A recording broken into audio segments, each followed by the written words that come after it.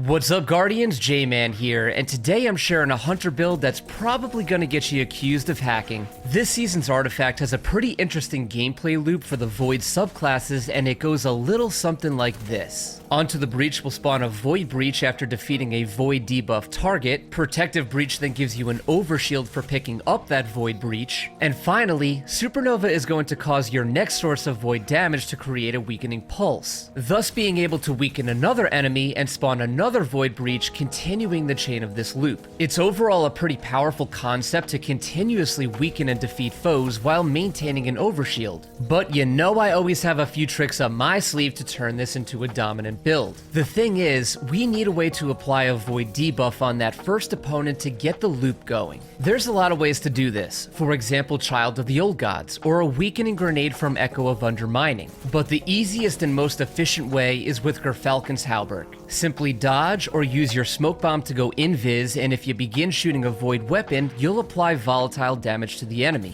Once that enemy goes down, they'll drop a Void Breach, and you can start the never-ending loop of overshields and weakening damage. Now, before we get into the nitty-gritty of the best way to set up this build, we obviously have to talk about Graviton Lance. In just a short week, it has found itself a home in this season's meta. The increase in RPM has turned this thing into a monster, and everyone has kind of forgotten about how insane the Void explosions are when you defeat an enemy. So if everyone is going to be running around with this busted pulse rifle, it makes sense to build craft around it so that our Graviton Lance is stronger than everyone's. And we did this last season with the Immortal, spawning fire sprites for restoration and damage buffs, and this season we can do the same with our Void Breach loop. So we already know what we need out of the artifact, so let's talk about aspects and fragments. We 100% want Vanishing Step. It's an easy way to get invis going by simply dodging, and is an ability with great uptime. Now as for your second aspect, you have two choices to go with depending on your playstyle. If you want easier activation of volatile rounds and starting the loop, then you're gonna want Trapper's Ambush to use your smoke as a second way to go invis. Or, if you're feeling confident in your shot, then I'd challenge you to use Stylish Executioner instead. With this aspect, not only are we going to spawn a Void Breach when getting a defeat on a debuff target, but now we're also gonna go right back into our invis state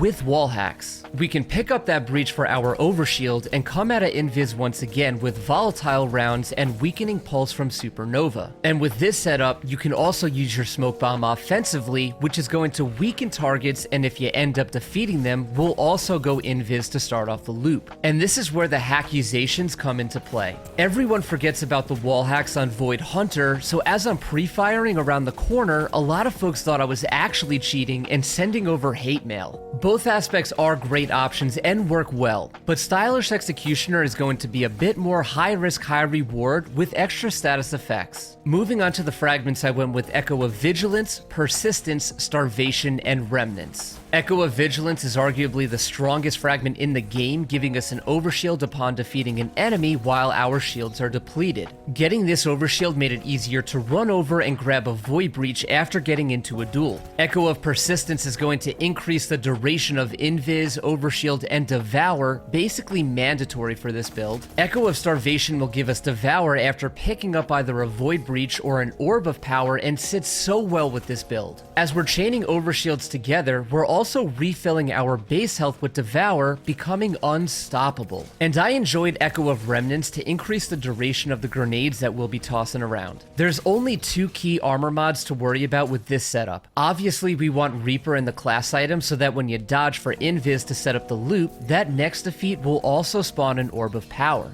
That orb is not only going to grant us Devour in case we don't spawn a Void Breach, but is also going to provide a damage buff for Graviton Lance, since we can stack 3 times Void Weapon Surge. We do have Void authorized mods in the artifact this season, giving us a nice discount for slotting all these Void mods. Guardians, that will conclude our video for today. This is just one of those builds where I was uncertain of how strong it would be, but after testing and recording, it's arguably one of the best loadouts for this season. You know I love to see comments on how you set up your version of the build to make it stronger, so definitely let us know about it so we can try it for ourselves. Y'all know the drill, likes and subscribes are oh so appreciated, and as always, thank you for watching, and I'll see you in the Cosmodrome.